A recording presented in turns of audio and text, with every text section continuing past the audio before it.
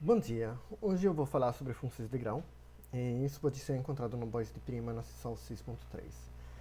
E o curso de Cálculo 4 é um curso de equações diferenciais, e a gente, eu gosto de pensar nesse curso como um curso que seja muito útil para vocês, porque as equações diferenciais ordinárias são utilizadas para modelizar vários objetos que vocês podem encontrar na física e na engenharia.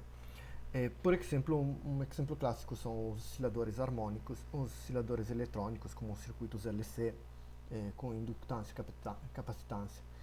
E esse circuito, a gente pode pensar nesses circuitos como se fosse numa situação, numa situação no qual não tem nenhum tipo de força, né, agindo sobre eles, não tem nenhum tipo de sinal entrando nesse circuito. E isso usualmente quando a gente olha para a equação homogênea, que tem um zero. E a gente pode supor que esteja entrando um sinal, e a gente modeliza isso utilizando uma função que depende do tempo, f de t.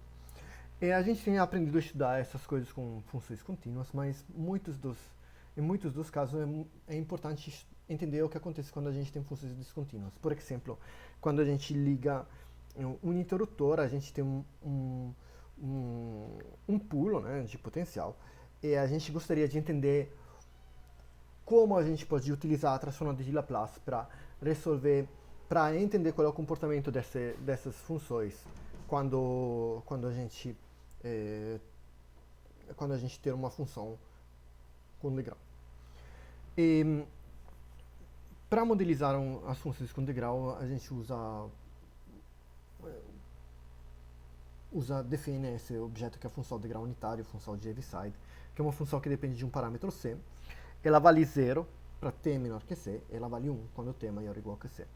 E no gráfico a gente pode ver a função de Heaviside com parâmetro 1, ela vale 0 até 1 e vale 1 de 1 para frente.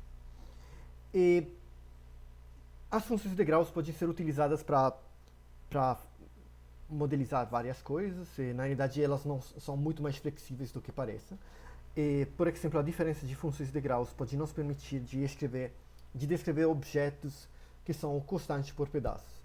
Nesse caso aqui, a gente tem uma função de Heaviside com parâmetro π, então é a função que vale 0 até π e vale 1 de π para frente. E a gente aqui tem uma função de Heaviside com parâmetro 2π, que vale 0 até 2π e vale 1 de 2π para frente. E a diferença entre elas é uma função que vale 0 até π, vale 1 entre π e 2π e vale 0 de 2π para frente.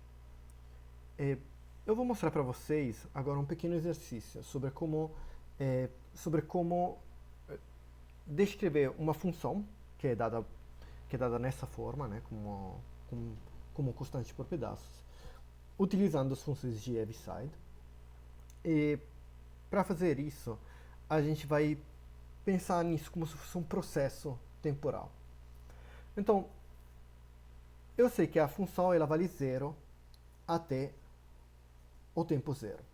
E no tempo zero ela vale 2. Então, o que acontece? Eu vou até o tempo zero, eu estou observando a função 2 vezes u com zero, onde u com zero é a função de Heaviside com parâmetro zero. O que acontece? Ela vale 0 e ela vale 0 até 0. Em 0 ela vale 2. 2 vezes 1. Agora, no tempo 4, nossa função vai ter que valer 5. Então, eu já sei que ela vale 2, porque em 0 ela deu um pulo e vale 2. Então, o que tenho que ver é a diferença entre o que ela vale no tempo 4 e o que ela vale para um tempo maior que 4. Então, o que acontece é que minha função vai ser 2 vezes a função com 0, mais 3 vezes a função com 4. Essa função vale 2 entre 0 e 4, ela vale 5 de 4 para frente. Agora, o que acontece? No tempo 7, ela tem que valer menos 1. Então, a função valia 5. Agora, no tempo 7, ela tem que valer menos 1. Então, eu vou adicionar a função de Heaviside menos 6 vezes o com 7. Então, eu tenho 2 Agora aqui eu adiciono 3. Agora aqui eu subtraio 6. Agora, de 9 para frente, ela tem que valer 1. E, então, assim, eu vou adicionar 2 vezes a função com 9.